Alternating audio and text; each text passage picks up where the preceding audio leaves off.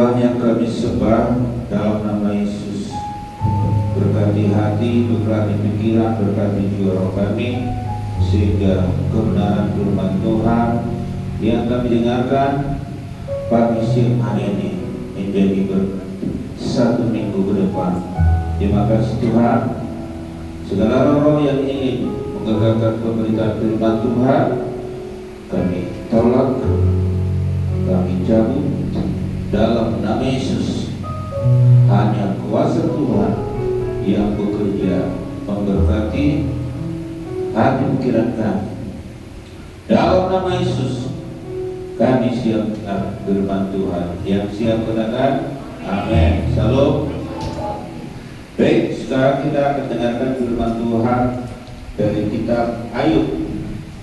Ayub 39 ayat 34 sampai dengan 38.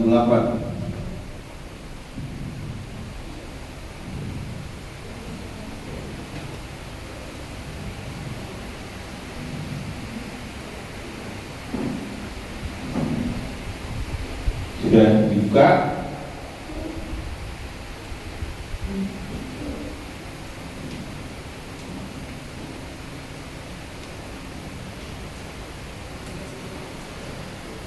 Ayat 39 ayat 34 sampai 38 kita baca secara bergantian. Saya ayat 34, saudara ayat 35 sampai 30 ya, ganjil. Ayub merendahkan diri di hadapan Allah. 34, maka jawab Tuhan kepada Ayub. 35 31 ayat 35.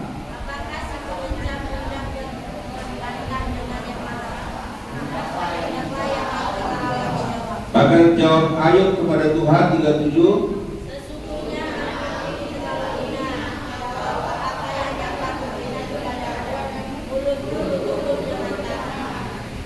Satu kali aku berbicara tetapi tidak akan kuulangi, bahkan dua kali tetapi tidak akan kulanjutkan. Saudara kasih, ya kita akan dengarkan kebenaran firman Tuhan. Temannya Ayub merendahkan diri. Nah, apa yang terjadi dalam cerita ini? Di mana kita lihat bahwa Ayub tersebut di pasal yang ke-30, pasal 1 ya, pasal 1, Ayub ini ya adalah orang yang sangat setia. Ya. Ayub adalah orang yang sangat setia, orang yang saleh. Jadi Tuhan ingin menguji kesalehannya. Tapi itu pun karena kalau kita baca di dalam pasal 1, iblis datang. Ya, iblis datang waktu Tuhan rapat ya dengan malaikatnya. Jadi iblis datang ya, kemudian Tuhan bertanya, iblis kau dari mana? Ya, aku berkeliling mengelilingi dunia ini. Terus apa yang kau lihat iblis? Ya, apakah kau lihat hambaku Ayub yang setia, yang taat tersebut? Ya, dari situ awalnya. Kemudian ya, coba kau lepaskan, yaitu pagar pengamanmu. Nah, pagar pengaman. Jadi saudara kekasih, Tuhan mengirim sebenarnya pagar pengaman kita, yaitu siapa? Malaikat. Ya, malaikat berkeliling. Lepaskan. Nah, kemudian Tuhan buka. Akhirnya apa terjadi? Nah, inilah yang kita lihat bagaimana ya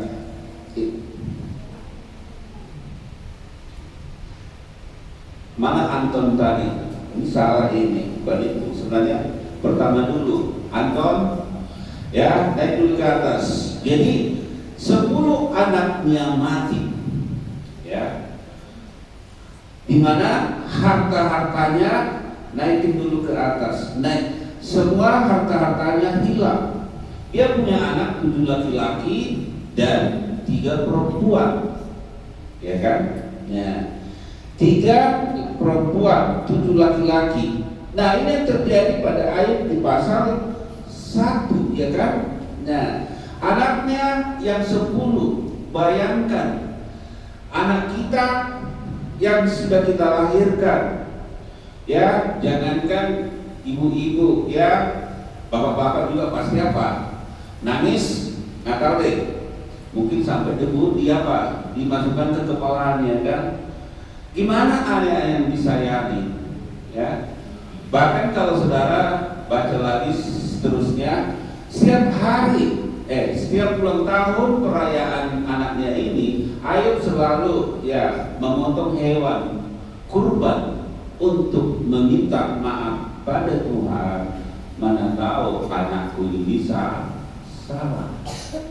Saudara bisa bayangkan, nah, 7 laki-laki dan 3 perempuan harus mati, belum menikah. Kalau menikah masih punya cucu, ini masih ada peninggalan anakku, nah, kan? Ini nggak ada, belum menikah, masih semua apa? Nah, single partner, ya kan? Masih single partner. Nah, yang kedua, sepertinya hilang, domba, kambing, keledai, sapi, unta dan lain-lain, semuanya hilang, dicuri orang, dan semua hambanya kabur. Ya habis, nggak ada lagi, kan?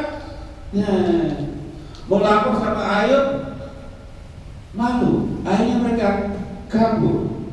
Apalagi, nah, di pasal berikutnya istrinya menyalahkan dia. Udahlah, yuk, ngapain lagi kau sedih sama Tuhan? Udahlah, mati aja kau, katanya, ya kan? Coba, saudara bersedih siapa yang udah jatuh di mana? Ditimpa tangga. Oh, ngerti saudara ya? Jatuh ditimpa tangga, ya kan? Bukan hanya itu, semua sahabatnya menyalahkan. Elipas, Bildad menyalahkan. Kau terlalu sombong, kau terlalu tinggi hati, Ayub, makanya kau menerima semuanya ini, ya kan? Dipersalahkan dia. Terus apa lagi? Poin yang kelima, ini semua terjadi. Datang lagi iblis waktu Tuhan merapat, ya kan? Ya, karena sampai saat itu dia berkata, kan? Ayub berkata, aku lahir tidak membawa apa-apa, mati juga tidak membawa apa-apa. Jadi dia tidak mempersalahkan Tuhan. Makanya ada lagu, ku tak membawa apapun juga. Saudara kasih, babak kedua itu iblis datang lagi, ya, ngintip ya, apa? Tuhan dengan yaitu malaikatnya. Tuh kan, iblis, dari mana kau? Udah kau lihat kan apa aku Ayub yang salah itu? Tuh, apa yang lakukannya? Nah, coba iblis nyelonong, katakan, udah, lepaskan aja dulu, biar aku jamah tubuhnya, katanya. Sudah, oke, kalau begitu saya serahkan semua kepada kamu. Tapi sayangkan nyawanya. Akhirnya apa terjadi? Iblis buat yaitu semua dari kepala sampai ujung kepala.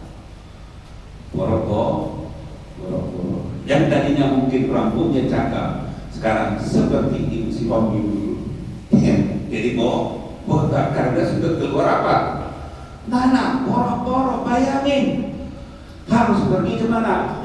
Ke bara api, ya kan? Ini anak muda nggak tahu lagi. Tapi kalau ada api unggun bisa ngerti, ya. Api unggun itu ada apa? Ada bekas-bekas bakaran kayu. Jadi kalau itu ditempel ke yang luka-luka, lumayan. Jadi tidak terlalu sakit. Digoreng-goreng. Saudara bisa bayangkan, satu aja tangan luka udah minta ampun sakitnya. Ini dari ujung kepala sampai ujung kaki harus semua borok-borok. Saya rasa belum ada kita lihat cerita kan, ya, di dunia ini. Ada kasih kejadian kecil aja sudah langsung bunuh diri.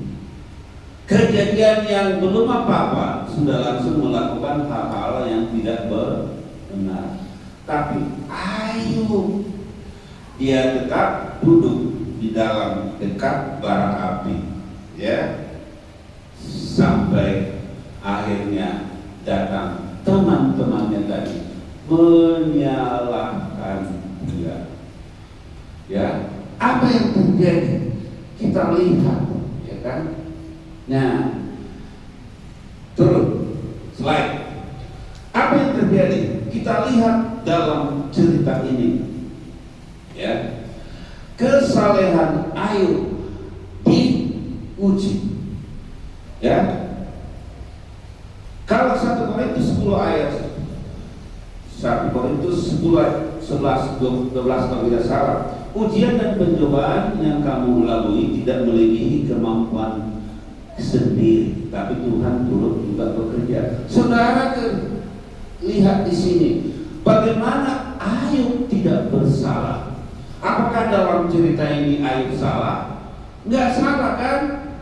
Hanya kesalehannya diuji. Ini sebagai contoh bagi kita sebagai orang percaya. Ketika ada masalah, ketika ada persoalan, ya, kita diuji. Apakah kita sudah siap? Ya, 10 anak harus pergi, ya, tanpa pamit. Nggak ada pamit-pamitnya karena mereka waktu pesta langsung ditimpa apa? Ditimpa itu hubungan, ya.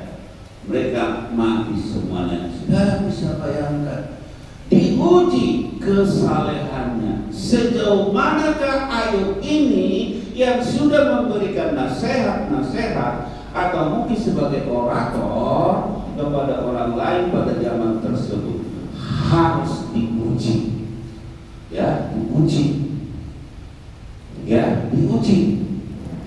Tuhan izinkan ujian tersebut. Ya, Tuhan izinkan. Jadi ketika ada persoalan yang kita hadapi, kita diuji. Kita belajar dari Ayub. Dia tidak mengutuki Tuhan. Dia tidak menyalahkan orang lain. Ya, dia hanya berkata, ku tak membawa apapun juga saat ku datang ke dunia, ku tinggal semua. Saudara kekasih, itu yang dikatakan oleh Ayub. Jadi dia tidak mempersalahkan siapapun, bahkan Tuhan dia tidak salahkan. Dia memang benar. Kita lahir tidak membawa apa-apa, pergi juga tidak membawa apa-apa. Ya, dan kasih. Hari ini kita mari belajar bagaimana ujian yang dialami oleh Ayub. Begitu menyedihkan, begitu luar biasa. Ya, saya rasa di dunia ini belum pernah ada kejadian seperti ini, ya, belum pernah ada kecuali Ayub. Nah, kita bisa melihat. Yang kedua, Tuhan Allah menguji kesabaran Ayub lewat istri dan sahabatnya. Ya, kesabarannya diuji lagi. Itu tadi, dia sudah jatuh, ditimpa tangga lagi. Ya, dia kata nggak ada tangga, tapi tangga ini sebenarnya bukan tangga seperti ini, ini tangga batu, ya, nggak mungkin terbalik. Tapi tangga yang di kampung itu ada tangga kayu. Jadi kenapa bisa terbalik tangga? Karena pakunya lepas atau pemikatnya lepas, atau di bawah yang menahan tangganya terlepas, sehingga datang orang berjalan, mungkin raksasa, ya kan, jalan di jalan tangga, tiba-tiba jatuh terbalik, udah jatuh ditimpa tangga, jadi jatuh dia kan dari tangganya, datang tangganya ditimpa lagi. Nah, jadi seperti itu.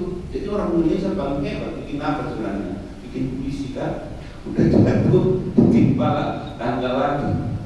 Nah, jadi ayo, tidak ada yang salah, tidak ada yang diperbuatnya yang salah, tapi harus dipersalahkan oleh istri dan sahabatnya. Kecuali Ayub ini malas, ya kan? Kerjamu sih karena TikTok. Nah, makanya kok kerja?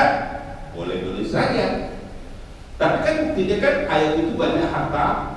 Kan kalau dia orang malas nggak mungkin banyak harta, ya kan? Nah, saudara kekasih, bayangin, dipersalahkan. Datang lagi teman yang tempat jauh-jauh, disalahkan. Lalu yang punya sahabat yang suka nyalakan orang lain, sahabatnya tunjuk tangan. Di sini nggak ada, di kementerian ada ya. Yang ada hanya di mana? Di pelumpangnya. Saudara kekasih, dipersalahkan lagi oleh temannya, sahabatnya menyalahkan dia. Waduh, luar biasa penderitaan yang dialami. Ya, penderitaan yang dialami oleh Ayub begitu luar biasa. Makanya ini menjadi teladan bagi kita, sehingga kita masuk di dalam pasal 39. Dia merendahkan diri, ya. Makanya ada lagu, mari kita rendahkan diri di hadapan Tuhan. Kita harus merendahkan diri di hadapan Tuhan. Kenapa? Karena Tuhan itu layak disembah. Makanya kita merendahkan diri. Ya. Kalau merendahkan hati itu kepada manusia. Apa merendahkan hati?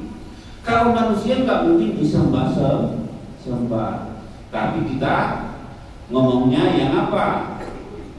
Yang baik, ya kan?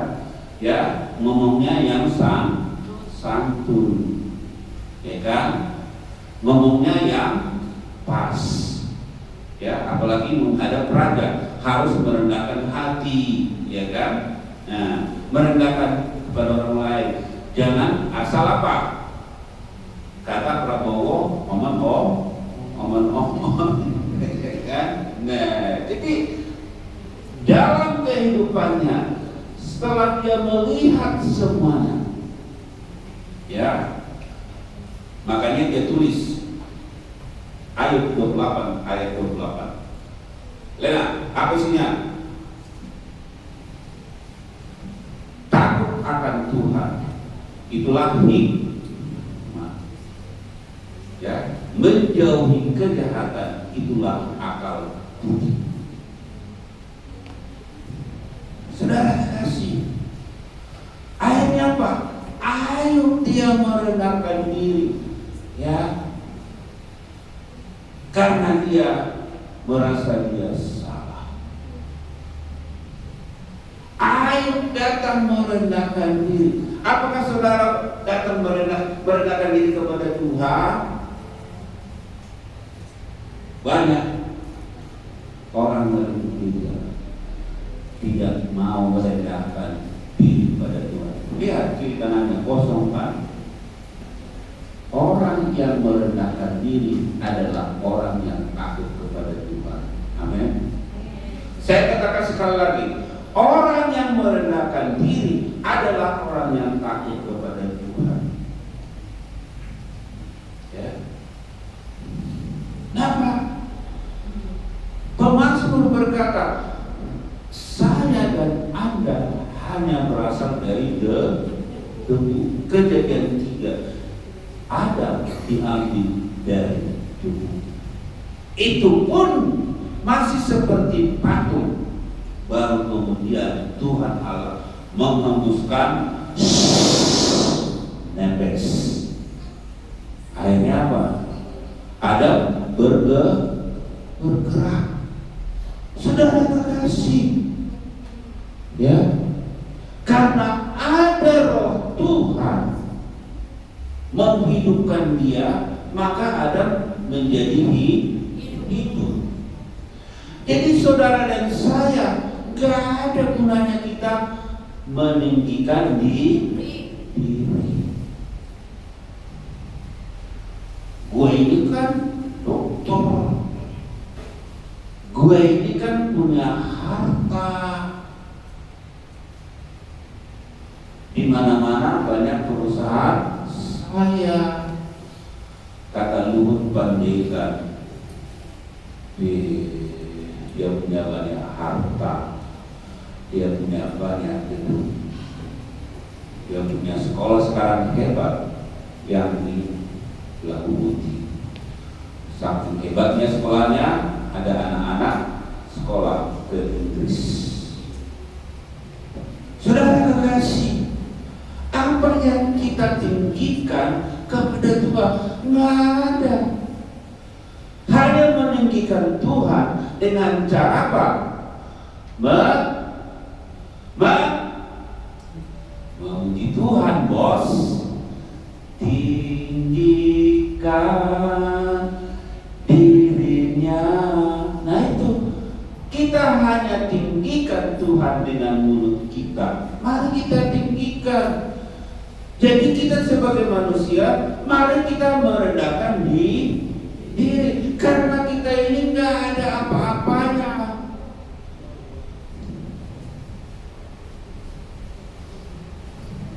Kemarin Ibu Eva meminta bilang, Mama, sebenarnya nggak ada aku sakit, ya.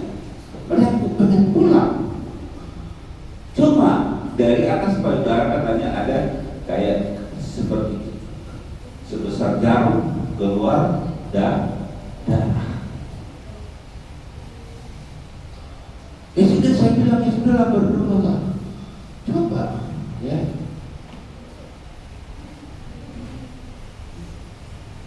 Ya sudah, datang aja kepada Tuhan, berdoa. Saya bilang, apa yang mau kita tinggikan sama Tuhan? Kagak ada, hanya pujian yang keluar dari hati jiwa kita. Lagu tadi, tinggikan dirimu. Mari kita tinggikan Tuhan. Sama orang, mari kita merendahkan hati. Ya, jadi kalau zaman dulu orang memang merendahkan diri kepada raja, harus disembah-sembah. Ya sekarang kan nggak perlu kita nyembah siapa, nyembah orang. Yang kita sembah hanya Tuhan. Jangan sembah biku. Dan orang masih banyak sembah biku agar dia kaya. Pergi kemana? Ke Yorok itu dulu, ya kan, bawa sesajen. Ya, saudara kekasih, mari kita rendahkan hati kita kepada sesama. Nggak ada gunanya kita menyombongkan diri. Makanya waktu saya kemarin di YouTube, si Naomi, ya, Naomi bilang, aku membawa tangan yang banyak kaya ke Moab, tapi aku pulang dengan tangan yang kosong. Jadi ada orang, dia pergi bawa suami, Dia pergi bawa kedua anaknya, tapi suami mati, anak mati. Pulang hanya dengan Ruth, menantu yang setia. Saudara kekasih, ya,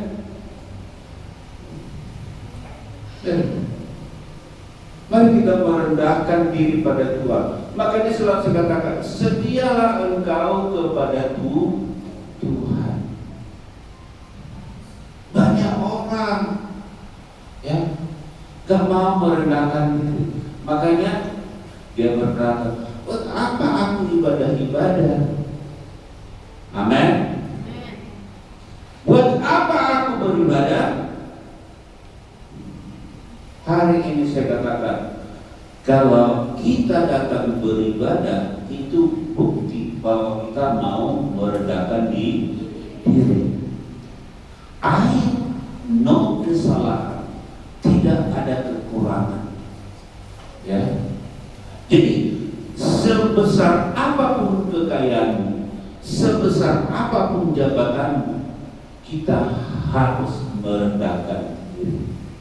Dan kemarin pernah juga saya lihat siapa, ya, Presiden Trump, ya kan? Saya lihat sekedar TikTok, tiba-tiba dia juga setia datang beribadah, mendengarkan khotbah pendetanya, dan mengeluarkan uang untuk persembahan. Makanya sekarang ini saya katakan, ini hebat ini Trump ini. Di Amerika sekolah-sekolah itu selalu diajarkan Alkitab, ya, semua sekolah. Karena ini adalah orang yang memang meninggikan Tuhan. Saya tidak hebat, tapi saya punya jagoan yang hebat. Dia bilang, siapa itu? Yesus Kristus. Bukan seperti yaitu penyanyi Inggris John Lennon. Saya lebih hebat dari Tuhan. Akhirnya apa? Berselang waktu dia ditembak mati oleh penggemar sendiri karena dia meninggikan diri. Saudara kekasih, kita ini nggak ada apa-apanya. Ya, mari kita, ya, merendahkan diri kepada Tuhan. Mari kita rendahkan kepada hati, kepada sesama. Kenapa? Jika kita merendahkan diri kepada Tuhan, Tuhan memberkati. Jika kita merendahkan hati kepada orang lain, maka kita dihargai. Tapi kalau kita sombong, ya kita dianggap nggak ada apa-apa. Ya.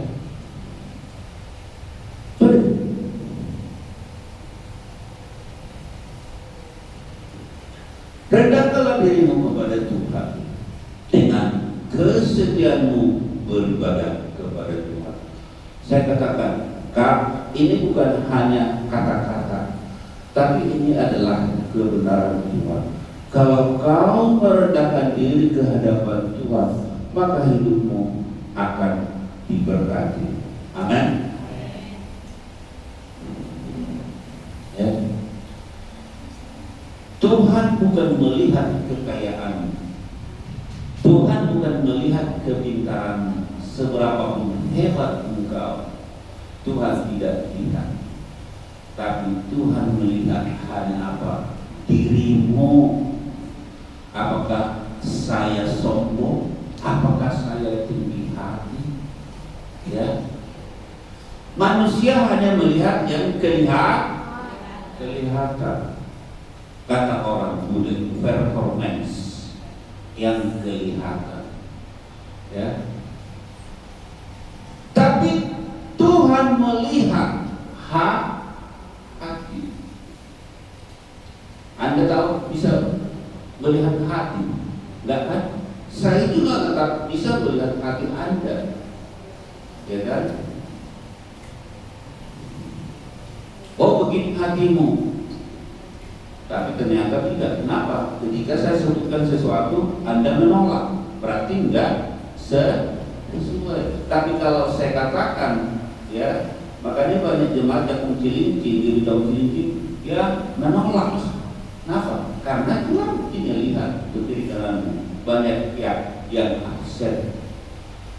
Kalau karena sakit, oke, no problem. Tapi kalau Anda malas beribadah, berarti kau sombong, berarti kau tinggi hati. Ya. Jadi sebagai manusia kita harus merendahkan diri sama Tuhan dan merendahkan hati sesama manusia. Karena apa? Itulah yang Tuhan inginkan. Ya.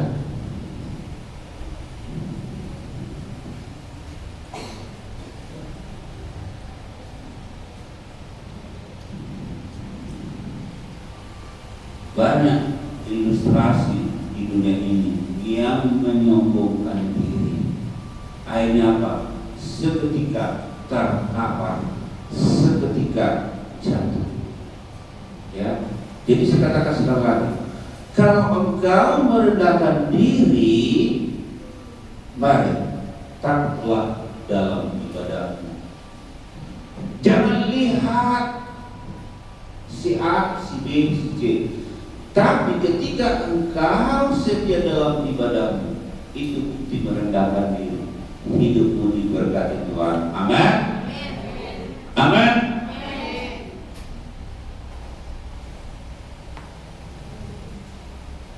Ayo, katakan. Terima kasih Tuhan. Aku sudah sembuh oleh bilur-bilurmu. Dalam nama Yesus. Nah, ini harus saudara katakan, ya. Kalau kita mau sembuh, katakan dalam nama Yesus. Ya. Nah, itu satu. Nanti Pak lagi, ya. Saudara dengan apa? Kita nyanyi dulu. Jiwaku bertanya, apakah masih ada harapan melewati tangisan, rasa sesak di dada. Imanku berkata, Tuhanku yang pegang kuasa, ya selalu bekerja, meski mataku tak melihat. Saudara kekasih, aku sudah beribadah terus, tapi nggak ada sembuh. Aku sudah beribadah terus, nggak ada perubahan.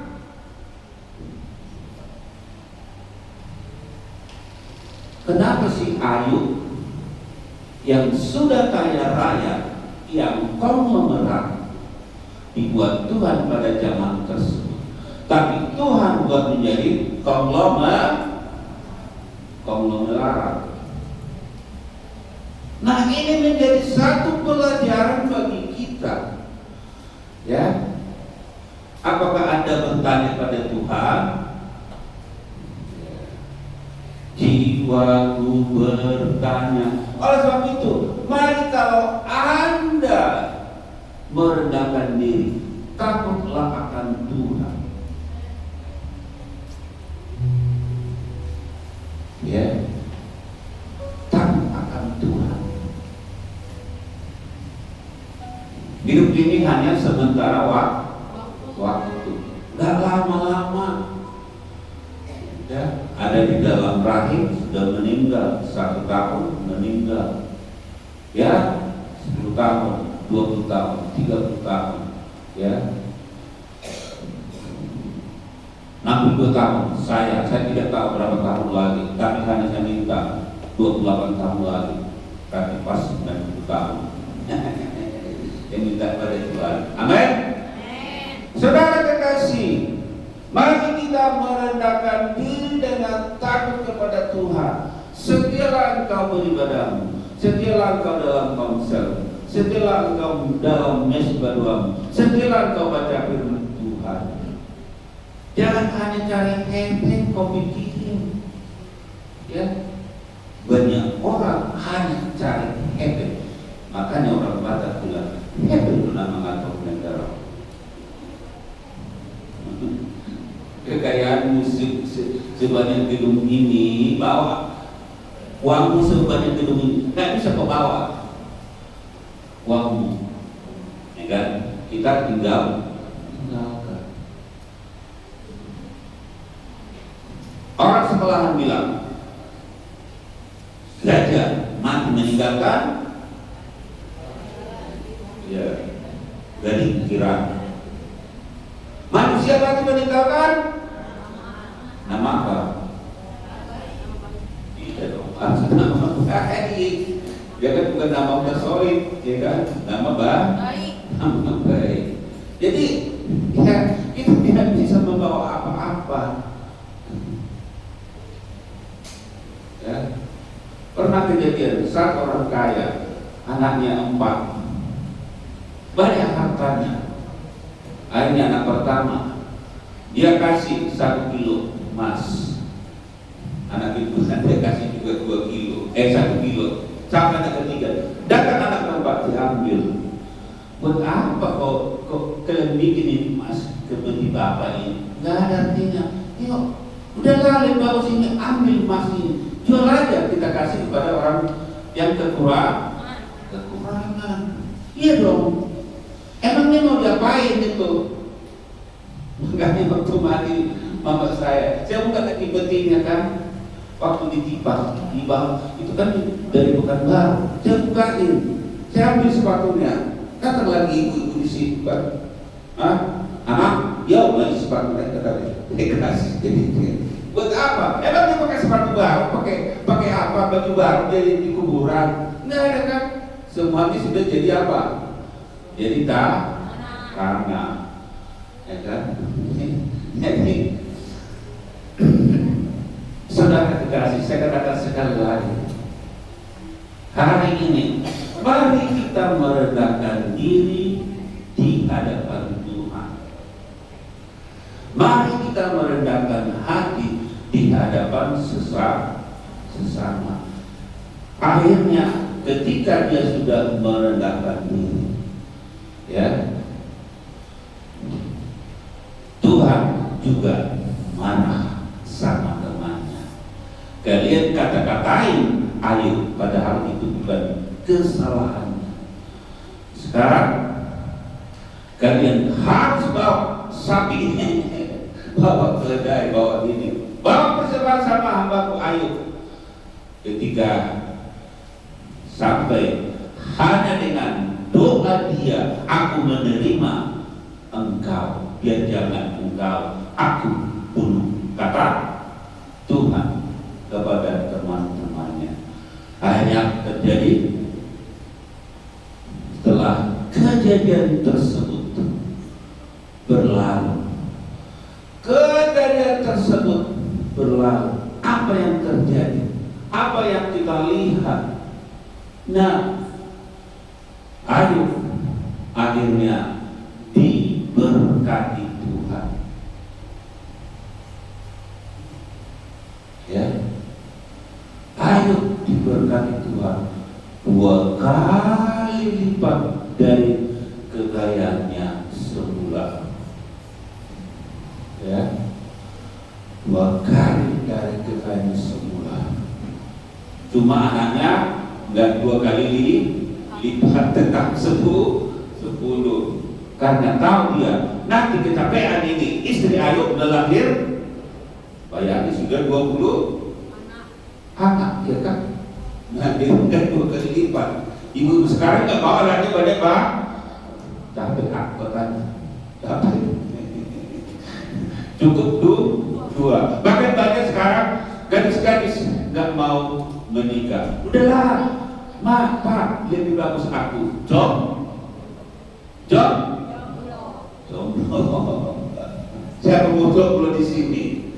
Jangan ada yang harus nikah, ya kan? Jangan, ya, jangan ada mau jadi jomblo.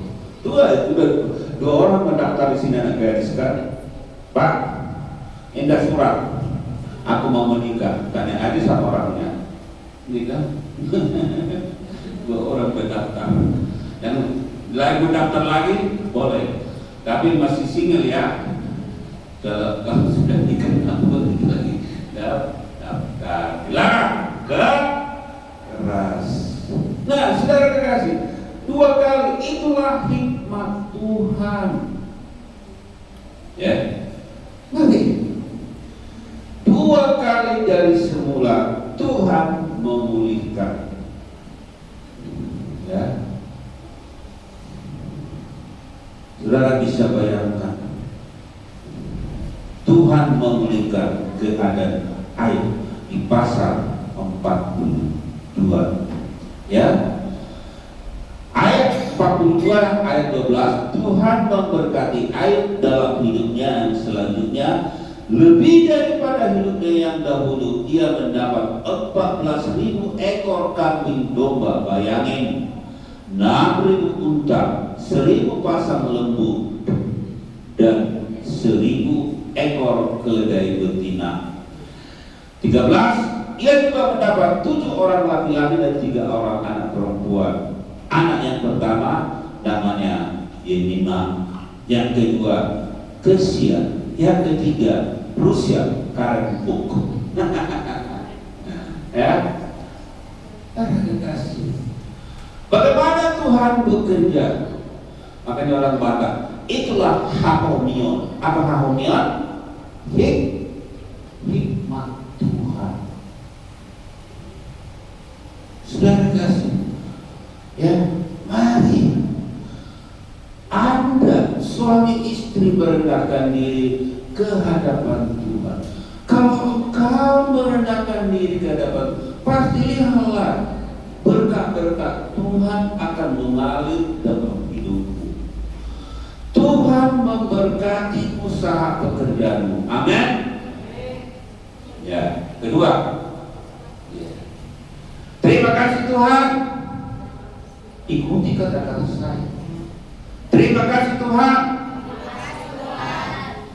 Usahaku sudah diberkati dalam nama Yesus.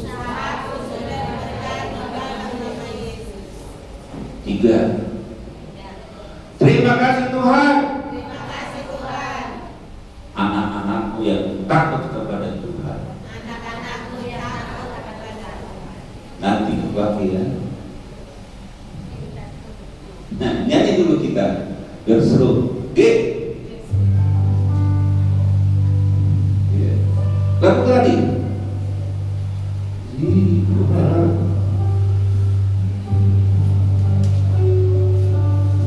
Aku bertanya,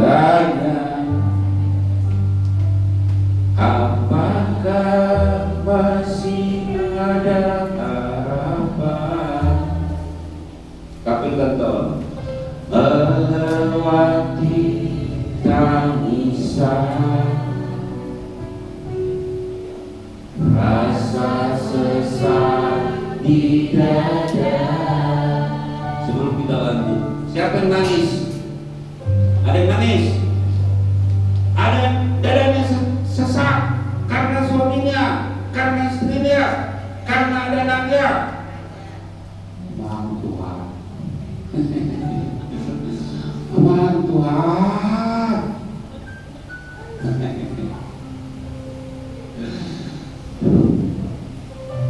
Bocor atau aku.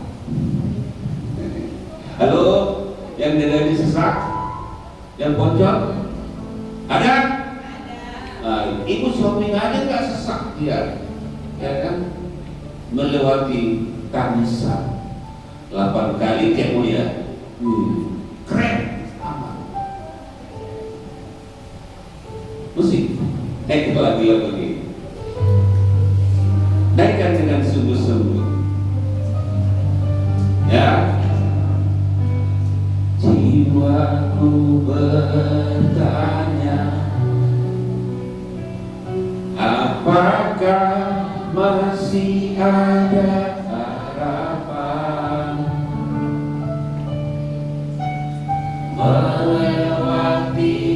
tangisan, rasa sesak di dada. Naikkan tanganmu, imanku berkata, Tuhanku yang pegang kuasa,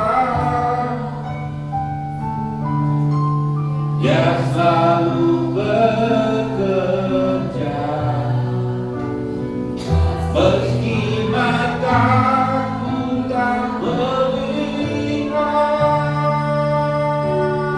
walaupun gunung itu tak berpindah, tetap percaya Kau yang punya kuasa.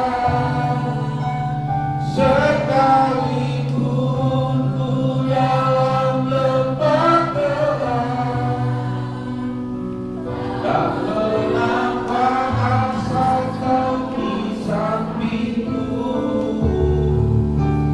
Walaupun masalahku masih ada,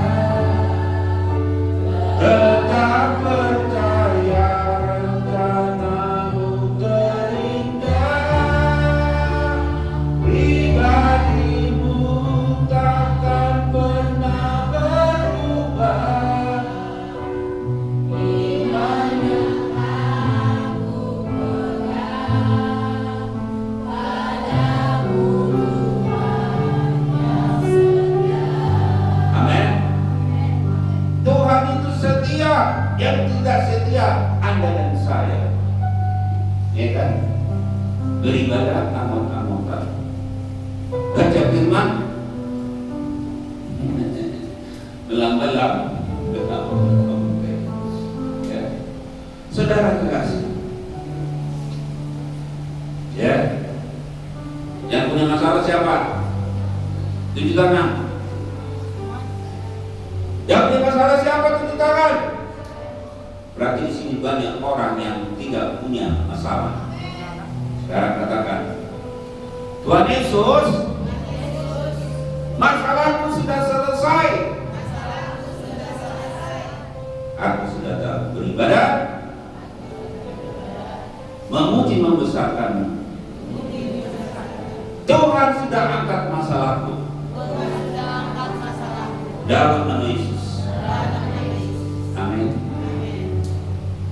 Percayalah, seperti lagu tadi, masalah boleh ada, persoalan boleh ada, tapi ketika kita datang kepada Tuhan, Dia akan memberikan apa? Damai. Ketika Anda damai, berarti masalah itu saudara akan lupakan. Tinggalkan masalah, tinggalkan persoalan, datang beriman kepada Yesus.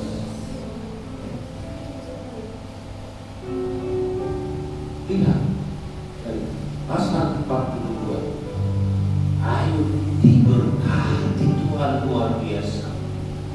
Konglomerat jadi konglomerat, akhirnya diubahkan jadi konglomerat kembali 2 kali lipat. Ya. Makanya Sari Semuratin bilang, bagi Tuhan tak ada yang mustahil. Bagi Tuhan tak ada yang tak mungkin. Saudara kekasih, asal saudara merendahkan diri di hadapan Tuhan, Tuhan akan berkati Anda. Amin.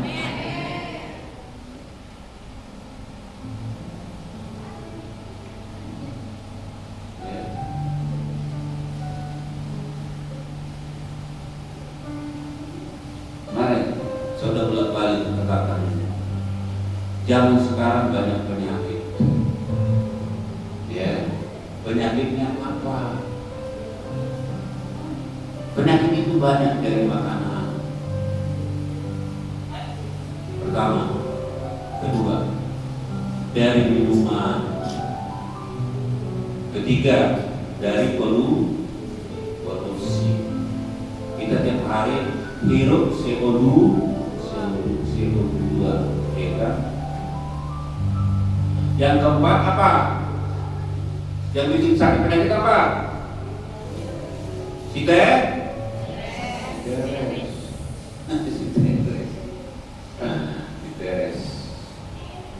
Ya. Dan yang terakhir, ini baru hari ini saya katakan, orang yang merendahkan diri. Nah, jadi orang yang tidak takut kepada Tuhan pasti sakit-sakitan. Kemarin bilang, Amang, udah makhluk kan? Ada saya kenal kemarin merawat, dia bilang, aku dulu penyakit ya kanker payudara, tetapi aku sekarang nggak mau lagi katanya makan bakso, nggak mau lagi makan mie, makanya sekarang aku sehat. Loh, kenapa bisa demikian? Orang sekarang suka makan Indomie. Orang sekarang suka makan bakso. Makanan anak muda. Halo. Aku belajar dari perawat itu. Kata ibu Eva Monika, pokoknya aku nggak mau belajar lagi. Makanya saya bilang, makanan itu banyak faktor orang jadi sakit. Makanya selalu saya bilang, makan gadong. Makan tirham. Saudara tahu tirham? Ubi kan? Makan makan itu saya tahu. Talas bubur. Apalagi makan apa lagi? Makan jagung. Jadi semua serba direbus. Jadi kamu lagi makan kedua, ketika makan tirham, makanlah kedua. Mana nyambung kata si Oko? Ya udah sambung aja. Sudah terkekang sih. Zaman sekarang orang, kenapa saya bilang sakit penyakit ini? Banyak dari makanan. Karena kita apalagi sudah umur 40 tahun. Hati-hati kalau umur 40 tahun, hati-hati dengan makanan. Ya. Juga minuman.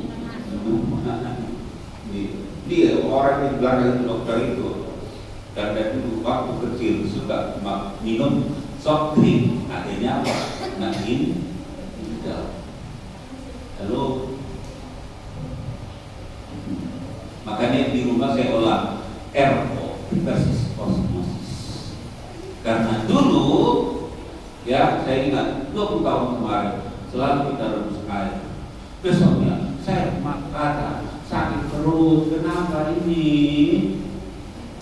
Karena minum air yang dari Bandung sudah banyak mengandung apa? Zat besi dan mengandung apa? Zat-zat yang lain. Kan tidak bisa kita lihat. Air dari Bandung itu hanya diendapkan.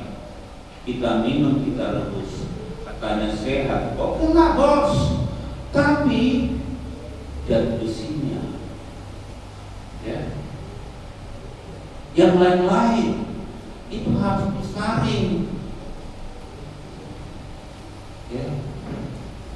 Makanya saya kasih rekomendasi kemarin sama Ibu Eva Monika, kalau minum air cari yang jual air RO kedua. Kalau ada lihat jual air yang apa ini langsung dari mata air, ya kan? Mual kata orang Batak, itu kan nggak mengalir kemana-mana kan? Diambil. Itu ya. Anda yang minum itu walaupun dalam bentuk kemasan masih kurang baik. banyak kekurangan. Karena dulu saya punya TDS, alat pengukur kekeruhan air. Makanya saya katakan, saya punya rekomendasi. Apa-apa, beli pertama, beli kedua, beli ketiga, gratis saya kasih. Tidak apa-apa, yang penting Anda sehat. Tidak ada masalah bagi saya. Ya. Bila perlu Anda bikin di rumahnya airport. Ya. Hati-hati. Makanya saya bilang sakit. Penyakit di Jakarta itu sangat banyak. Kalau kita tidak bisa mengolah makanan, sudah serba disemprot, sudah banyak pestisida, soft drink, minuman sudah tercemar, udara sudah polusi. 4, nah ini kita stres karena masalah biaya hidup. Apalagi ditambah kita malas beribadah. Oh ya, karena udah pernah ngomong. Saudara kekasih, saya katakan sekali lagi, ya, mari jadilah kita merendahkan diri. Saya sudah katakan secara kesehatan 4, hati-hati. Tambah lagi nomor 1, takutlah engkau sama Tuhan, merendahkan dirilah engkau sama Tuhan. Kenapa? Kalau kita merendahkan diri sama Tuhan, sama seperti air. Lihat bagaimana air diberkati Tuhan, ya, diberkati Tuhan luar biasa. Amin. Nomor 5. Terima kasih Tuhan Yesus. Hari ini aku sudah diberkati. Amin. Anda diberkati? Ingat ya, 5 poin. Berkatakan di rumah Anda terus begitu. Terima kasih saya sudah sehat. Terima kasih pekerjaanku sudah sukses. Ketiga, anak-anakku takut akan Tuhan. Yang keempat apa? Lupa. Semua masalahku sudah selesai dalam nama. Yang terakhir, terima kasih Tuhan, aku sudah diberkati. Amin. Saya ingin percaya hari ini Andalah menjadi orang yang diberkati. Percayalah, ya, percayalah. Tuhan kita itu adalah Tuhan yang baik. Tuhan yang tidak pernah menyalahkan Anda dan saya. Sebesar apapun kesalahan kita, Tuhan tidak pernah perhitungkan. Asal mau kita merendahkan diri di hadapan Tuhan. Mari rendahkanlah dirimu, takutlah Tuhan. Bawalah suami, bawalah istri, bawalah anak-anak. Karena kalau Anda diberkati, Anda yang akan menikmati. Amin. Anda yang akan menikmati. Tapi kalau begitu saja hidup kita, saya sudah selalu bilang kan, sorry ini kereta api. Saudara pergi ke kota, jalan susah payah. Kita harus tinggalkan susah payah. Kita harus diberkati. Amin. Mari datanglah kepada Tuhan. Kalau engkau jungkir balik sama Tuhan, Tuhan akan melihat hatimu. Datanglah kepada Tuhan. Gak usah malu-malu. Saya selalu bilang, no persembahan, no problem. Gak usah kau kasih persembahan. Yang penting kau datang dengan tulus. Datang kepada Tuhan. Persembahkanlah dirimu kepada Tuhan. Inilah aku Tuhan.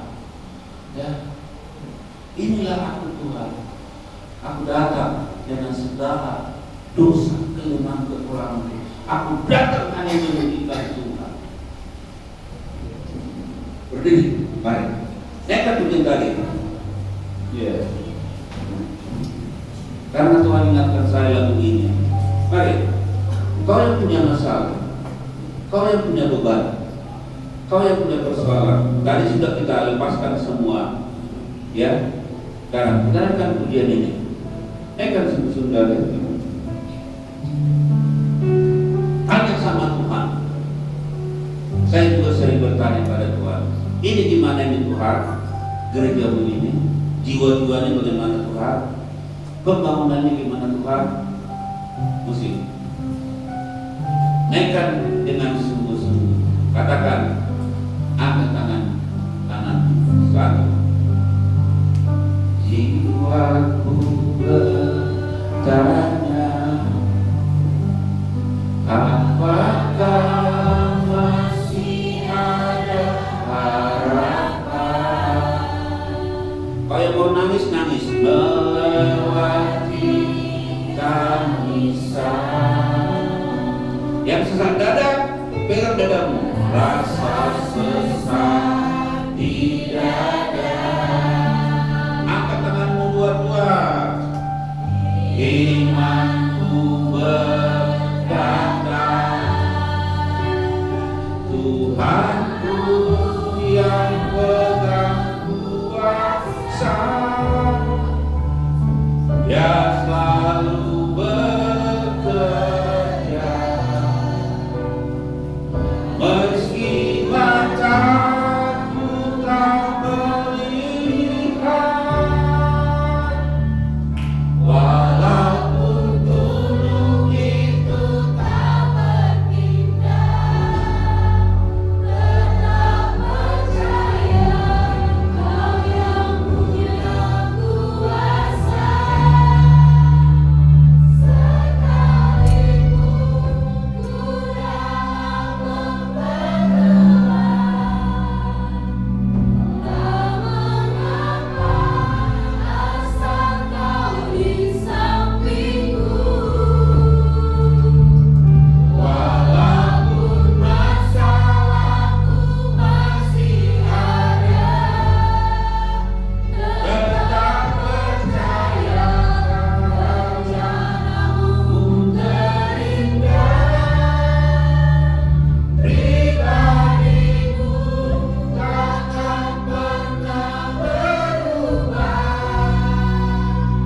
Iman yang aku pegang padamu Tuhan yang setia. Walaupun gunung itu tak berpindah, walaupun gunung itu tak berpindah, tetap percaya Kau yang punya kuasa. Sekalipun ku dalam genggaman gelap, tak mengapa asal Kau di sampingku. Katakan lagi, walaupun masalahku masih ada, tetap percaya rencanamu terindah. Pribadiku takkan pernah berubah. Iman yang aku pegang padamu Tuhan yang setia. Pribadimu takkan pernah berubah. Iman yang aku pegang padamu Tuhan yang setia. Mari kita berdoa. Terima kasih Tuhan, kami percaya hari ini Tuhan yang kami panggil dalam nama Yesus adalah Tuhan yang hidup, yang penguasa langit dan bumi. Kami tahu Tuhan, hidup kami harus belajar banyak dari Ayub. Kami harus merendahkan diri